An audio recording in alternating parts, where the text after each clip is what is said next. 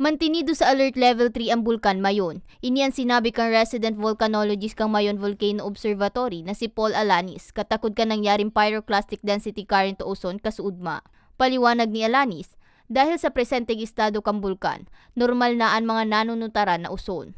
Posible man ang pagrasay nin mga gapo, pag-itsa ka mga tipak ng lava o gapo.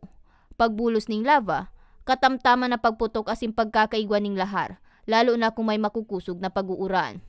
Delikado ini kaya inaabisuhan ng mga residente lalo na ang mga nasa pamitisan kan mayon na maging rigmat asin ibitaran ang pagtukad digdi o paglaog sa 6 km radius permanent danger zone. Siring man na bawal ang pagpalayog ning anuman na klase nin aircraft sa ibabaw kang bulkan.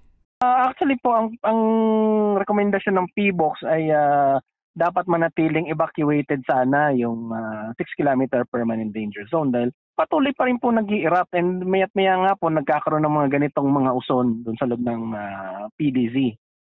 Base sa mga bagong parametro na naitala kan PBOX, sa loob ng 24 oras o pun kasudmang alas 5 nin aga hasta kasubagong alas 5 nin aga, may pagbulos nin laba sa Miisi gali na may labang 2.8 kilometro, 3.4 kilometro sa Bungagali, asin 1.1 kilometro sa Basud gali. Nakapagtala man in 187 volcanic earthquakes, kaiba na digdian 179 na volcanic tremor. Naabuton sa 0.2 minutos ang laba, mantang 175 ang naitalang rockfall events na may apat na pyroclastic density current events. 1,539 tonelada naman ang naitalang sulfur dioxide flux, puun kasudma asin para mientras na pagkakaigwan ng ground deformation. Ano lang naman na abiso ng PBOX dahil alert level 3 pa rin nga po and we like to repeat this, yung dapat po walang tao sana doon sa loob. Ang rekomendasyon ng PBOX is sana walang tao sa loob ng 6 km permanent danger zone dahil lubhang delikado pa rin po ang lagay niya.